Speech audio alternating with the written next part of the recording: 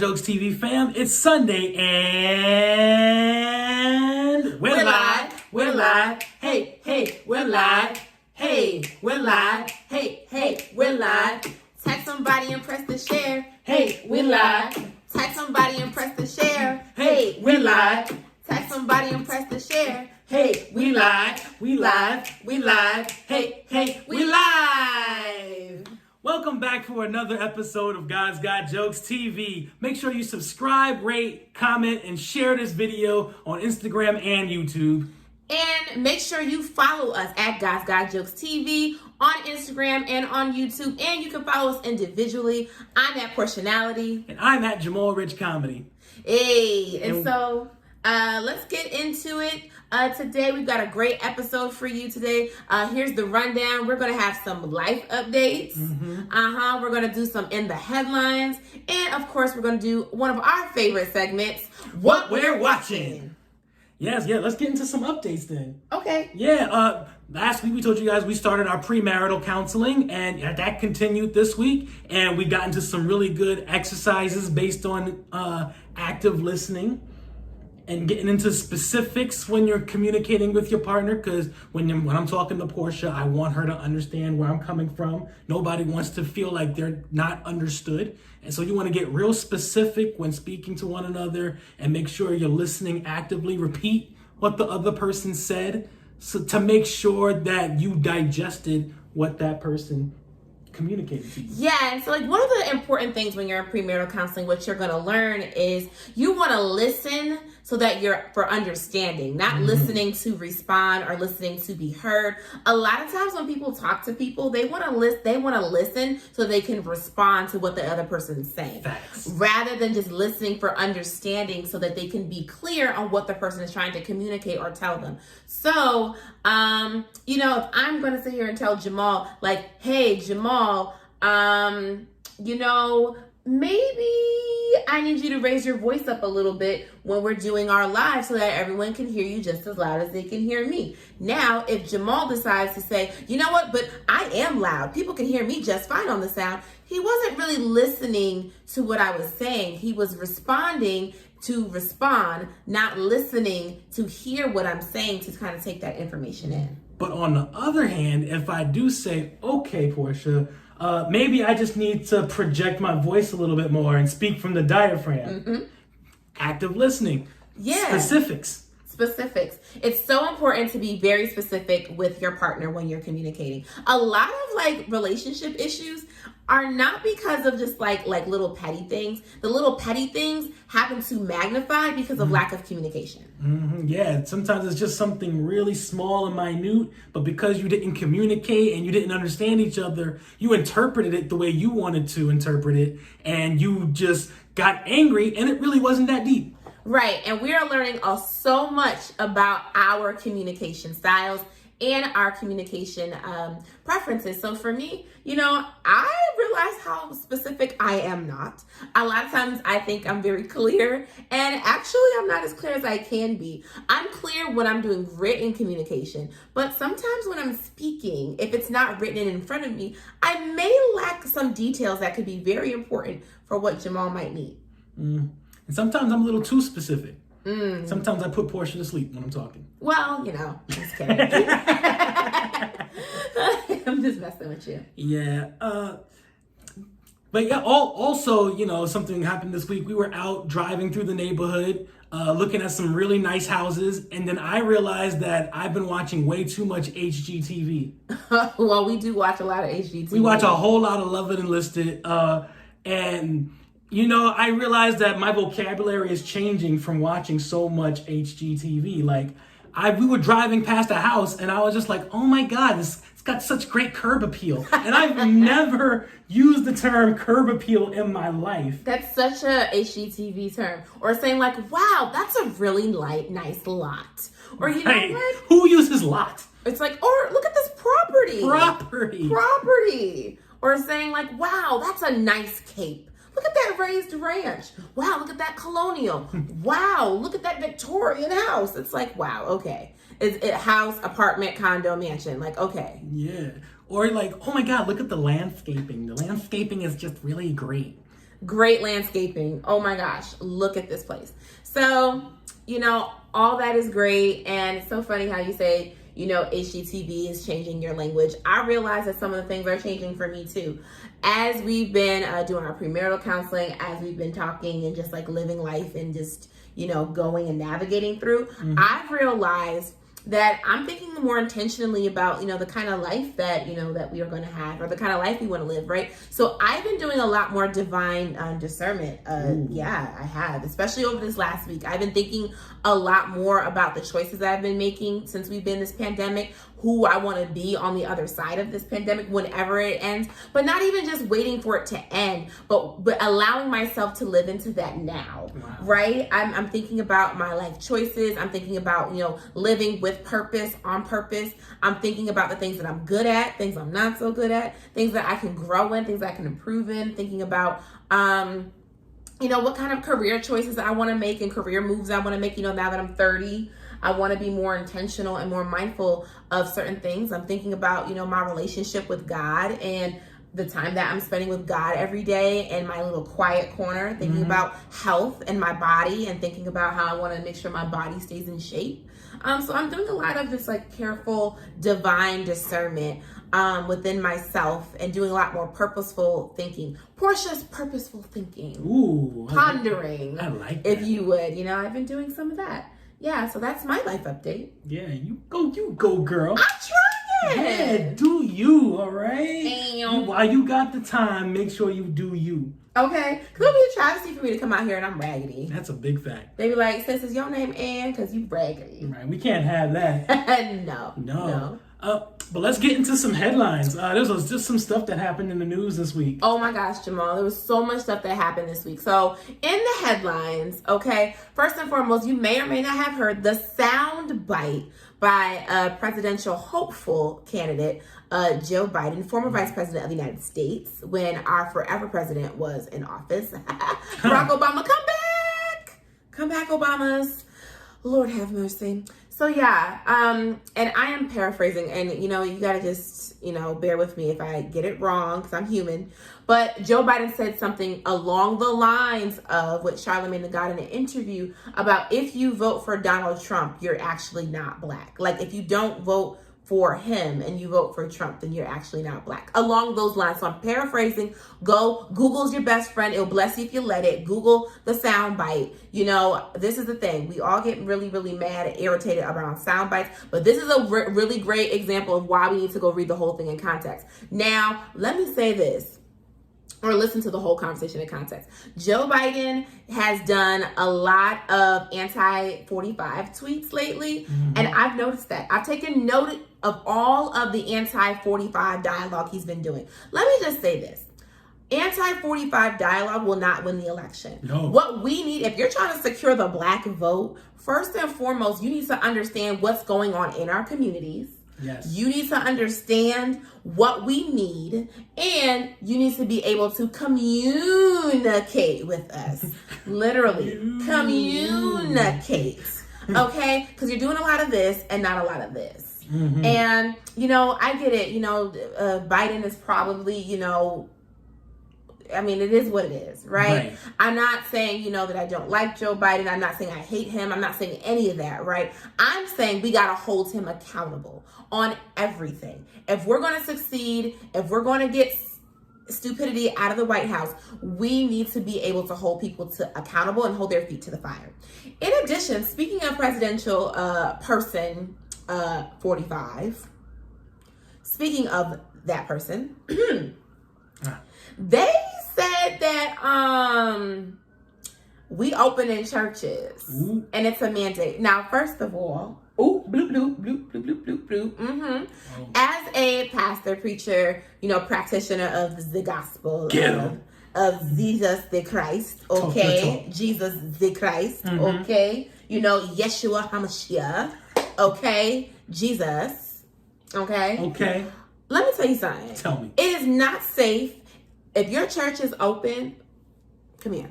if your church, as in house of worship, right, the church house, not the church, not as in the body of Christ, because the body of Christ is the church, but we're talking about the church house, the sanctuary. If it is open for worship, it might be time to get a new house of worship, because you're putting people in danger, right? I want to gather and I miss people in worship just as much as the next person, but it's not safe.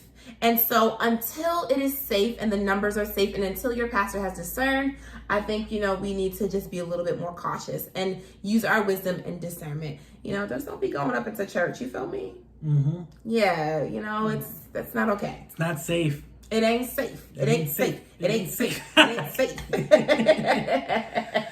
Whew, that was in the headlines. Let's get into our favorite thing to talk about. Okay. Which is what we're watching. All right. This was an eventful week for television. There's a lot of exciting things happening. A lot of finales. Finales. Like The Voice finale happened this week. And I was excited for The Voice. Y'all know I love The Voice. It's one of my favorite shows to watch.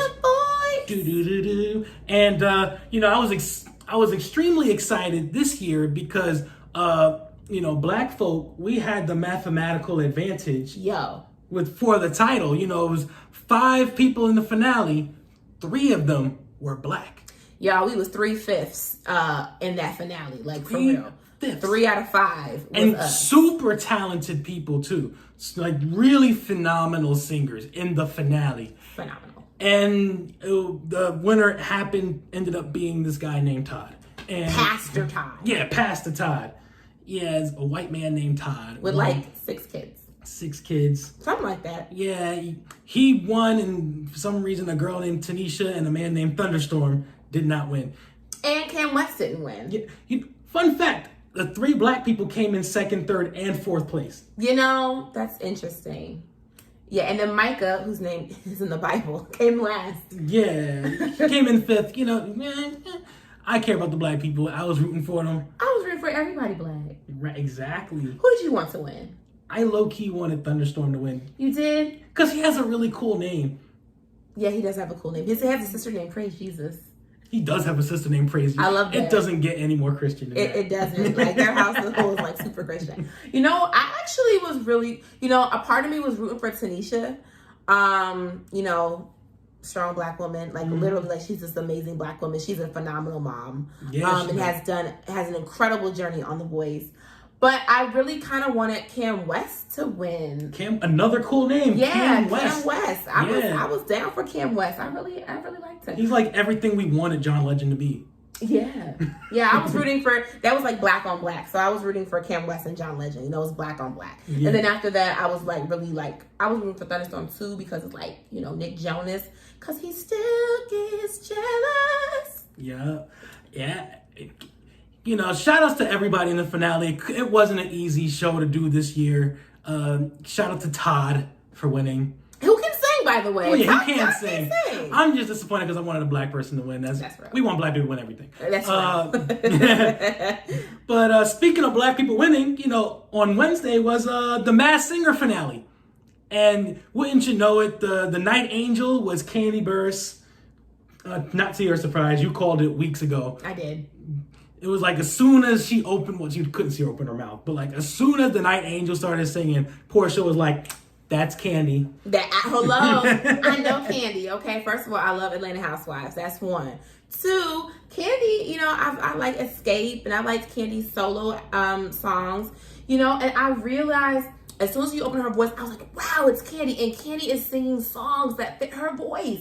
She is so rock soul. It's not even funny. Like, she sounds so good singing like rock and roll songs. That's her lane. Like, she needs to sing more of that. Candy, do that if you're watching. Yes, I have faith that everybody watches God's Got Jokes TV. So Candy, sing that rock music. Yeah, she sounded so good. I was so happy she won. This is the 3rd season that she is the 3rd black person to win and the 1st woman to win. Hello. It was so great. I was so happy. The runner-ups were Jesse McCartney, who we love, haven't heard from in a while. I love Jesse McCartney. And then the biggest surprise of the night, Bow Wow was the frog. The frog! Bow Wow. And I said to Jamal, close your eyes. Don't think about the performance. Just hear the voice. I said, it's Bow Wow.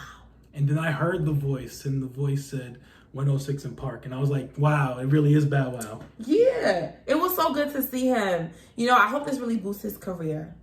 I really like Bow Wow. Yeah, I like Bow Wow. You know, a lot of people joke on Bow Wow, but I want the man to succeed and hopefully just rejuvenates his career. I hope so. I hope somebody calls Bow Wow for a versus battle because Bow Wow got hits. He got hits on hits on hits. Hits on hits on hits. Like, what's your favorite Bow Wow song? Everybody got one. Ooh, my favorite Bow Wow song is what's that joint he did with Omarion? Let Me Hold You. He did a few songs with Omarion. A lot of classics with Omarion. Oh, I'm confused. He had a whole tour with Omarion. He did. He did. I was actually about to confuse Bow Wow with Chris Brown. Because I was like, you know, they did that song, I'm about to do it. And down, down, down, down, down. And down. That's not him, no. The Bow Wow Chris Brown song I was thinking was and the only thing that gives That's me the up, song. That's the song. A Shorty Like Mine. Yeah. That's the song. I was thinking of that song, but Post to Be came out in my. Oh, that's Omarion. Yeah, I know, because you said Omarion. You said Omarion, so I'm like, yeah. Supposed to be. I'm thinking the Chris Brown song, Breezy. Oh, I don't know why I'm such in a singing mood today.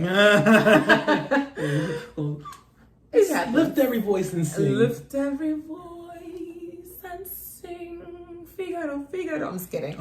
Okay. But yeah, I like Bow Wow. My favorite Bow Wow song, you know, I gotta take it back. You know, it's gotta be from Beware of the Dog. You know, Bow Wow Wow, yippee yo, yippee yay. Where my dogs at? Oh, that's a classic. With me now. That's my jam right there. And y'all peeped how hearing that because I'm happy, pocket full of dough. Clearly, from the CEO representing so.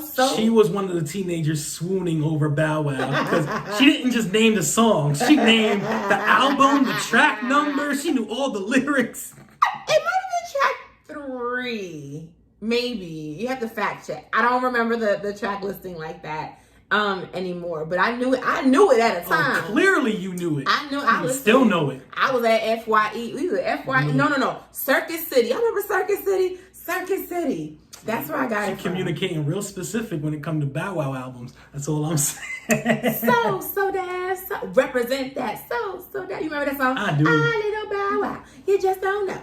Yeah, so shout out to Bow Wow and to Jesse McCartney, who has bomb music, and to Candy Bird. She still got it. We also watched the update of Insecure. Of course. It was a day in the life of Issa, of not having Molly, the day after the big blow up. We just got to keep watching because we just got to keep watching. Yeah. So there's not much I need to say about that. But another Issa Rae joint that dropped on some of the digital platforms you can, check out. Actually is Lovebirds. But I understand, we're going to talk about that, right? We're going to talk about Lovebirds. But I understand why Issa Rae now took off a whole year to do, a whole year away from Insecure. Why? And because she was doing Lovebirds and The Photograph. Both films actually were filmed down in New Orleans, Louisiana. So down in Louisiana, New Orleans, and parts of New York. But the point is, she was out doing these movies, making this money, making this shmoney, getting these checks, okay? And so she was doing a romantic film, and then she was doing a romantic comedy. So it was actually pretty cool. We saw The Photograph Valentine's Day weekend, and we enjoyed it. I think it was pretty good. It was a nice, quiet, lovely Black love story. If you saw Queen and Slim, it was a nice it was a nice balance from Queen and Slim to come over to Photograph was a nice non-violent romantic Black movie. Yeah, it was just, it was nice. It was a very Nicholas Sparky kind of a film. It was very, nice Black romance, and you love that, very Love Jonesy. Yeah. Nobody was too problematic in the movie. No, you don't leave the theater hating anybody. No, you don't, right? And so it was great. So The Photograph, check that out. Issa Rae is in that.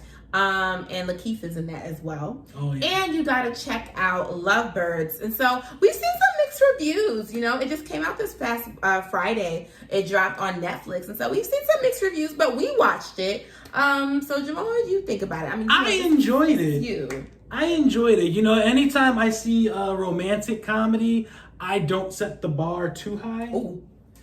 I don't watch like comedy movies with the same vigor as I watch stand-up. So I'm not expecting much, especially if a comedian is not in the starring role. Like there was a comedian, but like he was kind of like a co-star, so it was like a comedian and Issa, who's not exactly a stand-up comedian. Okay. So the balance, you can't expect too much as far as the funny, because it really comes down to the script at that point. You get it, but it was fun. It was it's a great plot, or great maybe overstatement. It was a digestible plot. A digestible plot. Yeah, it was a fun plot. It's a couple who's about to break up, and then things get real, and it gets in the middle of them breaking up. Yeah, it does get real, and it's a long night. It literally is just one whole night, long day. Put your priorities in order. Yeah, it was just a whole lot going on. But you know what? If you just want something to just watch on Netflix because you're paying for your subscription anyway, so you might as well watch as much as you can. I say, why not? Get you something. It's a good date night movie. It's fun. It's a fun movie to watch as a couple. Yeah, or get that Chrome extension, watch it with some friends, and just watch about how stupid stuff can be. Sometimes it's good to just watch movies just so you can laugh at how stupid something is, or how unrealistic. You just need a movie to have fun with. Not every movie needs to be critiqued harshly with like a fine-tooth comb, finding the imperfections. You just want to watch something, enjoy it, and then go to bed. We take some stuff just way too seriously these days. Like, you just really sometimes need something that will just put you in a whole nother zone that's not that deep, and then just have some fun, like watching Disney movies, right? Somebody just want to have some fun. We get a little too serious sometimes, and we just need to have some fun. Just some lighthearted, good, funny love, just something cheesy, corny. And Lovebirds was definitely that. Yeah. I actually really liked it. In terms of just something that we could watch, and it wasn't crazy, and it's nothing too deep. And we watched a whole bunch of other things. We watched Pleasantville, we watched Mrs. Doubtfire, an amazing classic. We've been watching a lot more lighthearted things over this last week. We finally finished Hollywood on Netflix, so check that out. Oh, check that out. Yeah, check out Hollywood on Netflix. Really good ending. Really, really good. You think it was a good ending? It was a very Hollywood ending. Oh, yeah, true. It stayed true to the name. I can't ask for anything more. It was a Hollywood ending. We won't spoil that. So there are so many things that are just out there. Something I'm interested in watching, but we got to get an account. We have to, get an actual account. Is, what is it? Homecoming on Prime. Is that on Prime? Homecoming? Because I see Janelle Monáe is in it. Ooh. Yeah. Okay. And so it's the second season. If you're watching, please, you're willing, please DM us your Prime information if you want to share your subscription so that we might partake in the festivities and, include it in what we're watching. We'll trade off. You want that Disney Plus password. Maybe we'll be gracious, or maybe not. Bloop. Yeah, actually, speaking of DMing and suggestions, you can always DM us over at Guys Got Jokes TV on Instagram, or you can email us at Guys Got Jokes TV and just send us some suggestions, because Jamal and I are always looking for suggestions. We're always, looking for something to watch, especially during these times. We have so much fun just watching comedies. We like to watch stand-up specials. We like to watch dramas. We like to watch action things. We watched Shaft. Yeah, we did watch Shaft. The update one, the new one, the sequel. The Legacy edition. Yeah, because Grandpa was in it, and then, Samuel L. Jackson, and then this new kid on the block was the son, John Jr. was in it. So that was kind of cool. It was cool-ish. So yeah, DM us, let us know what we should watch. Sometimes we don't know what to take a chance on, because, streaming services, sometimes it gets risky. You don't want to watch everything. And so you just need someone you trust to tell you, yo, watch this. It's dope. Yeah, and if you have TV show recommendations, send us that too. It doesn't have to just be movies, because we will binge watch something in a heartbeat. That's a big fact. You know, what kind of TV do you really, really like? What's your favorite genre of TV?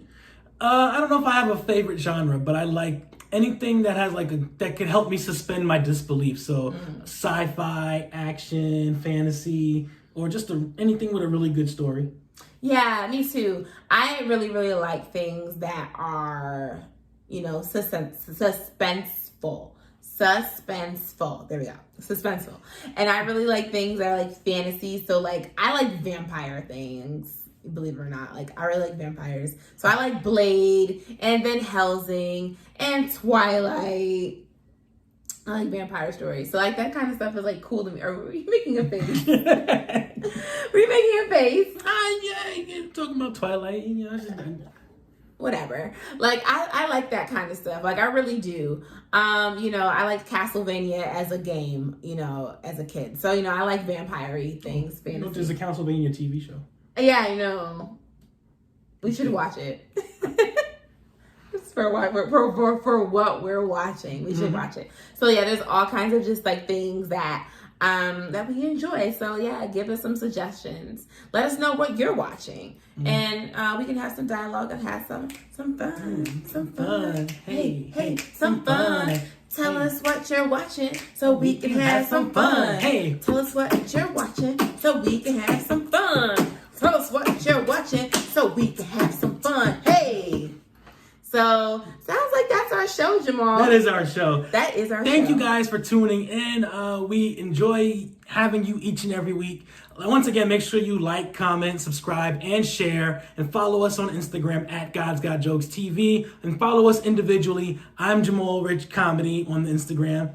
And I'm at Portionality on Instagram, Twitter, and everywhere. So thanks, y'all. If you are watching on Facebook Live, guess what? You can catch a replay of this if you're catching us at our regular 2 p.m. time when we're actually live, like right now. Or you can watch the replay at 6 p.m. on Facebook Live. And this video will also be available. This stream will also be available on our YouTube page. After this live is over, it will be there. So check us out. Make sure you rate, comment, and subscribe. You can never say that too many times. All right, y'all. Love y'all. Love you. Peace out.